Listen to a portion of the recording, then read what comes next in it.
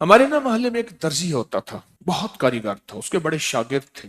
اصل وہ بکھر کا تھا، یہاں روزی روٹی ملی تو وہیں آ گیا، پرانے شہر میں رہتا تھا۔ تو وہاں اس کے ساتھ ایک عجیب معاملہ تھا، وہ جس دکان پہ بھی بیٹھتا، ساری عمر گھر بھی کرائے کا تھا، اس کی دکان بھی کرائے کی تھی، اور ساری عمر ایسی گزری۔ جس دکان پہ بیٹھتا تھا وہ اس دکان وہ کیا کرتا تھا، ویران دکان ڈھونڈتا تھا جس کی دکان کرائے پہ نہیں ہوتی تھی۔ غور طلب بات ہے، عجیب بات بتا رہا ہوں، یہ میرے دیکھے واقع ہیں۔ وہ ہمارے پڑوس میں کوئی 30 سال رہا، تقریباً 30 سال رہا۔ وہ ویران دکان لیتا تھا، نامور اتنا تھا کہ استاد کو آ کے دنیا ڈھونڈتی تھی، چاہے وہ گلی کے کونے میں جہاں بیٹھ جائے، اتنا کاریگر تھا۔ ویران دکان ڈھونڈتا تھا جس دکان کو کوئی نہیں لیتا تھا، پھر لکھواتا تھا کہ میں اتنے سال تک نہیں اٹھائے گا، وہ خوشی سے لکھ کے دے دیتا تھا، کیونکہ اس کو تجربہ تھا، اس کو نہیں تھا۔ اتنے اور بڑے بڑے طاقتور لوگوں کی گواہیاں ڈلواتا تھا کہ کل کو مجھے اٹھائے گا، کیونکہ میں کیسے اٹھاؤں گا، میری دکان کرائے پہ نہیں جاتی، تو مجھے کرایہ دے رہا، اتنے عرصے سے میری دکان بند پڑی ہے، میں کیسے اٹھاؤں گا؟ کہنے نہیں، وہ تو مجھے اٹھائے گا، پتہ ہے مجھے۔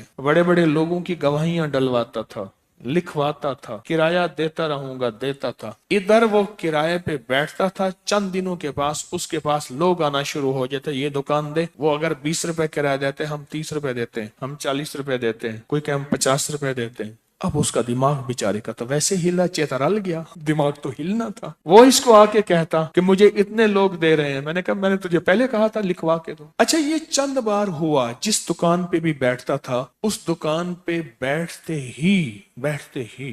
ہی اس کے ساتھ یہ معاملہ شروع ہو جاتا۔ اب یہ راز کسی کو پتا نہیں تھا، یہ راز ہے کیا اس کا، اس کے ساتھ کیا ہوتا ہے، اس کے ساتھ ایسا کیوں ہوتا ہے۔ اس نے نا ایک دفعہ یہ راز ایک بندے کو بتایا، اس نے مجھے بتایا، براہ راست میں نے اس سے بات نہیں ہوئی، لیکن ہمارا پڑوسی تھا، وہ ایک بندے کو اس نے یہ راز بتایا، ہمارا ایک رشتہ دار تھا، اس کو یہ راز بتایا اور اس کو کہا کہ میرے ساتھ یہ راز ہے۔ اس نے اب جو لفظ کہنا، پہلے میں وہ لفظ آپ کے سامنے بیان کرتا ہوں۔ کہنے لگا، بخت میرے اوپر پاگل ہے، اور مجھے اکھے بخت میرے اوپر پاگل ہے، میں نہیں چاہتا وال میں کو آتے ویلڑ ویندے، ویلڑ چپک جاتا ہے، چپٹ جاتا ہے، لپٹ جاتا ہے، میں نہیں چاہتا، آگے پھر مجھے لپٹ جاتا ہے بخت۔ اچھا، جس کی دکان آنے کی ہوتی ہے 100 آنے کی ہو جاتی ہے۔ اچھا، ادھر میں دکان چھوڑ کے جاتا ہوں کسی اور جگہ پہ، وہ دکان پھر آنے کی ہو جاتی ہے، پھر جہاں میں جا کے بیٹھتا ہوں پھر وہ 100 آنے کی ہو جاتی ہے، پھر وہ پیچھے والے مجھے آ کے بلاتے ہیں، آپ کی مہربانی آ جاؤ، اس سے کم کرایہ دینا۔ تھا کوئی ایسا، کیونکہ ہاتھ کا کاریگر بہت کم ہوتا ہے جو سر پھرا نہ ہو، ہاتھ کا کاریگر وہ ہاتھ کا جس شعبے کا ہو، تھا کوئی سر پھرا، کہہ رہا میں نہیں جاتا تو دکان پہ، تم نے مجھے نکالا تھا۔ ساری زندگی اس نے ایسے گزاری۔ اب یہ بخت کہاں سے ملا؟ اب بخت کو سن، کہا میرا باپ مزدور تھا، مزدوری کرتا تھا، بڑا ہوا تو اس نے مجھے درزیوں کے کام پہ ڈال دیا کہ بیٹا چلو چھاؤں کا کام ہے تو کرتا رہے گا۔ میں تو دھوپ سردی گرمی مزدوریاں کرتا رہا، درزیوں کا کام چھاؤں کا کام ہے تو کرتا رہے گا۔ اور میرے والد کہتا تھا تجھے کوئی ایسا رئیس مل جائے جو اپنی دیوڑی میں تجھے جگہ دے۔ بعض رئیس ایسے ہوتے ہیں جنہوں نے مستقل درزی رکھے ہوئے ہوتے ہیں، ان کا ہر وقت کپڑے سلتے رہتے ہیں۔ کہہ رہے دعائیں دیتا تھا والد مجھے کوئی رئیس مل جائے۔ کہ والد کا حادثہ ہو گیا، والد کی ٹانگ ٹوٹ گئی، والد کی بوڑھی والدہ تھی، میں ہم والد کی خدمت کرتے تھے، والد دعائیں دیتا تھا، ان پڑھ تھا، کسی نے والد کو اللہم صلی علی محمد بتا دیا، بس یہی پڑھتا تھا، اور ٹوٹی پھوٹی قل ہو اللہ پڑھتا تھا، باقی کوئی ابا کو پتا نہیں تھا۔ کہا میں درزیوں سے پیسے تھوڑے سے لاتا تھا، گھر میں فاقے آنا شروع ہو گئے، تھوڑے سے پیسے میں لاتا تھا، ابھی کام سیکھا نہیں تھا، استاد کبھی کبھار دے دیتا تھا، اور والد روز لاتا تھا، گھر میں سختی اور تنگی آنا شروع ہو گئی، بہت زیادہ غربت، تنگ دستی۔ ہماری ایک پھوپھی تھی، کہیں دور رہتی تھی، بہت بوڑھی تھی، والد سے بھی بڑی تھی، وہ آ کے ہمارے گھر اس نے قیام کر لیا کہ تمہارے والد کی خدمت کروں گی۔ اس کے بیٹے اسے ٹھوکریں مارتے تھے اور اس کی عزت نہیں کرتے تھے، وہ پھر گھر آ گئی۔ اب میری ماں مجھے دیکھے، میں اپنے دیکھوں، ماں نے کہا بیٹا آ گئی ہے، اس کی بھی خدمت ساتھ کرنی ہے۔ अब फूफी ने, एक फूफी बूढ़ी अब्बे से बड़ी, एक वालिद माजूर, बूढ़ी वालदा और बहुत सारे बहन भाई। कहा कि कई रातें ऐसी गुजरती थी, मैं और मेरी माँ नहीं खाते थे, हम फाकों में सोते थे, फुप्पी को खिलाते थे। कहा फुप्पी खाती बहुत थी, खाती बहुत थी। आप बच्चों का सब कुछ खा जाती थी, सारा अपना भी खा जाती थी, खाती बहुत थी फुप्पी। कहा उससे छीनते थे तो फुप्पी लड़ने पे आ जाती थी। एक घर में अजीब कशमकश थी। कहा इन सख्तियों तलखियों में मैं उनकी खिदमत करता रहा, बाप की मां की खिदमत करता रहा, हत्ता के वालिद पता नहीं कितने साल कहे, मुझे भूल गए, फौत हो गए। और फुप्पी ने के दिल में ये बात आई कि हमने वालिद को जहर दिया है। उसने सारे जहान को कहना शुरू किया कि इन्होंने वालिद को जहर दे दिया, मेरे भाई को मार दिया। घर में रोटी भी खाती थी, बच्चों से छीन के भी खाती थी, चोरी छुपे भी खाती थी, दिन रात भी खाती थी, हमें बुरा भला भी कहती थी, लोगों के यहाँ शिकवे भी करती थी। फूफी ने जीना हराम कर दिया। कहा मेरी माँ कहती थी बेटा कोई बात नहीं, बर्दाश्त करो। बर्दाश्त करते करते फूफी भी चली गई और उसको अल्लाह की अमानत को अल्लाह के सुपुर्द किया। और फिर अब माँ रह गई।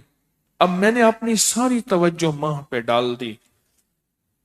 कहा अम्मा क्या करती, खाली छाबी नहीं होती है, छाबी, रोटी तो थोड़ी सी होती थी, खा लेते थे, खाली छाबी हाथ में ऐसे लेके ना कहती अल्लाह इसको इतना बख्त दे, इतना बख्त दे, इसके साथ धरती लगे तो उसको बख्त दे, इसके साथ सुई लगे तो उसको बख्त दे, इसके साथ धागा लगे तो उसको बख्त दे, इसके कपड़े जो पहने उसको बख्त दे, इसको जो देखे उसको बख्त दे, इसको जो इसको देखे उसको बख्त।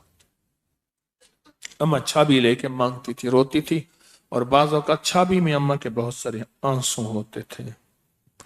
कि बस ये निजाम चलता रहा चलता रहा। अम्मा भी गुजर गई। अब उसके बाद फिर मैं, मेरे बच्चे, अब जो बख्त के दरवाजे खुले, मैं जिसको देखता हूं उसको बख्त, जो मेरे कपड़े पहनता है उसको बख्त, जिससे सुई खरीदता हूं उसको बख्त, जिससे धागा खरीदता हूं उसको बख्त, जिसकी जगह पे बैठता हूं उसको बख्त। बख्त जब बेदार था बदबख्त आंखें सो गईं। ख्याल करना अभी बख्त बेदार है, कहीं बदबख्त आंखें सो ना जाए। वो दुआओं का जखीरा उस दर्जी के पास था, वो दुआओं का जखीरा, फुप्पी की नागवारियों का जखीरा, अब्बी की सबर का जखीरा, फुप्पी की नागवारियों का जखीरा, अम्मा के सबर का जखीरा वो साथ था। बस सहता रहा, चलता रहा। अल्लाह के नाम आए अमाल में, अल्लाह के निजाम में लिखा जाता रहा। को तुझे कोई दुआएं दे नहीं रहा, ना दे, मेरे निजाम में तू उन लोगों में है जिनके साथ दुआएं मिलती हैं, जिनके साथ दुआएं लगती हैं, जिनके साथ दुआएं लिपट जाती हैं, तो उन लोगों में। हमें दुआओं का जखीरा चाहिए, हमें दुआएं चाहिए किसी की, हम किसी की दुआओं में आ जाएं। मेरे हजरत फरमाते थे नजर बद लगती है ना, खा जाती है, इस तरह अच्छी नजर भी लगती है। तुझे किसी अल्लाह वाले की अच्छी नजर लग जाए, तुझे मुर्शिद की अच्छी नजर लग जाए, तुझे माँ बाप किसी दरवेश की अच्छी नजर लग जाए, और नजर तेरा काम बना देगी।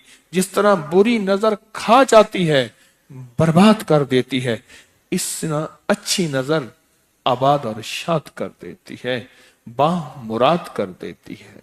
इस वीडियो को लाइक और शेयर करें, अब करें YouTube चैनल को सब्सक्राइब करें और रोजाना ज्यादा से ज्यादा सब्सक्राइब करवाएं। आप दूसरों के लिए सदका जारिया बनेंगे, अल्लाह पहले आपके दुख टालेगा।